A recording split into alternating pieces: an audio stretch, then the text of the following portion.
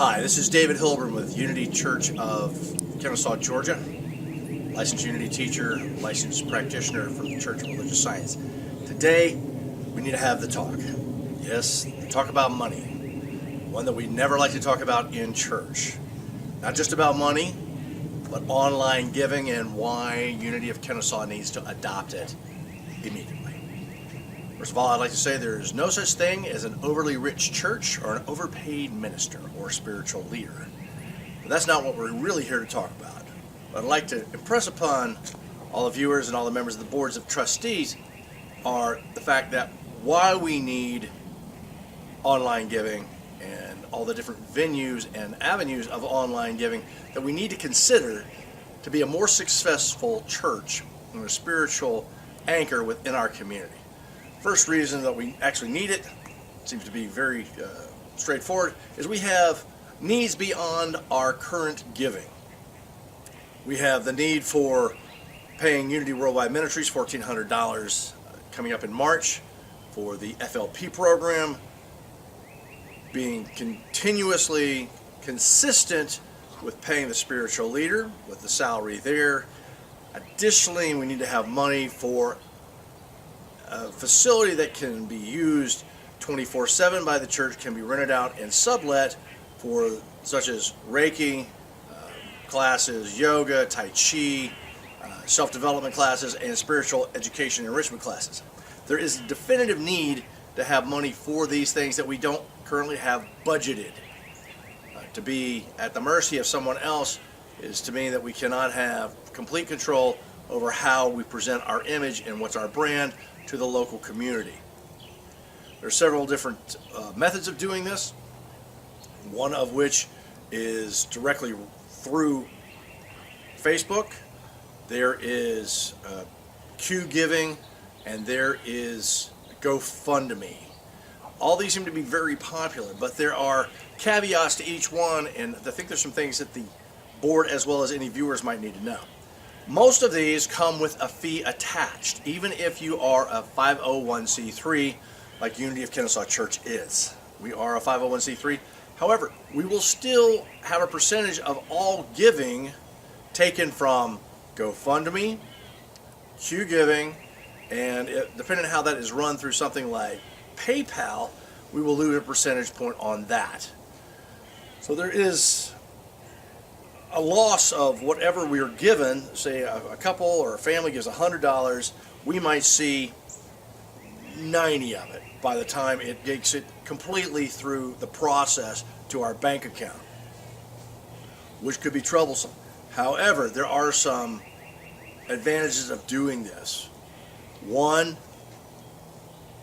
folks that are consistent givers and doing it through Stripe or some of our other platforms, for instead of having it taken out every single time, say, oh wait, I don't have the money to cover that right now, can give as they can through the online giving program, either through the website, through Facebook, or through some of our other platforms that we might have going on. So that's a positive. Two, it makes the paperwork less and the accounting much easier to take care of, because there's nobody having to count money, count checks, making a deposit. It is streamless, going from someone's checking account or for a debit card donation through the portals into our Better Banking and Trust Fund that we have downtown.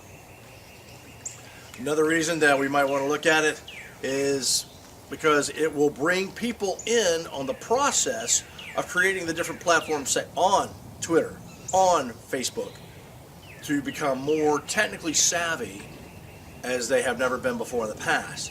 This is not necessarily a one-person job, which brings me to some things why this might not succeed or what some of the drawbacks could be. First of all, it is for the technically savvy, or at least technically adroit, to be able to learn something. In our particular congregation, we are an older group of people. I'm the youngest person there at the age of 54. Many folks that go to our church have told me, Dave, I have no money, I am too old, and I have no ideas. Being old, I am not worried about. Having no money, we've all been there. Having no ideas, that is what concerns me from a spiritual practice as well as a practical one. I think that might reflect on our level of prosperity consciousness that we might have to address either from the platform or through additional classes such as the 4T class or Prosperity by the Fillmores. Either way, I think it needs to be addressed at some point in time if this line of thinking is prevalent.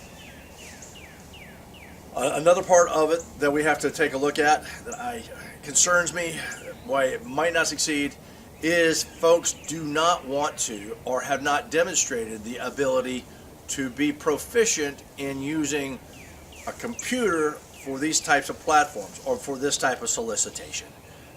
This is something that can be trained. The only ability I think we're really looking for is availability. We can train someone to be able to go through the different procedures from donation to having it transferred over to PayPal or Venmo and then over to us into our bank account. This is something that is not difficult, but it does take a certain degree of focus. Now, I'm glad I've had this chance to address this particular format and this particular audience via tape and via video, because it's something you can go back over and can take a look at each one of these particular items and why we need it, what's the benefit for us, and what's some of the drawbacks. Together, I think we can make it a much more successful Unity of Kennesaw, being able to meet our bills and being able to look at opportunities that would have passed us by had we not had additional funds. Thank you.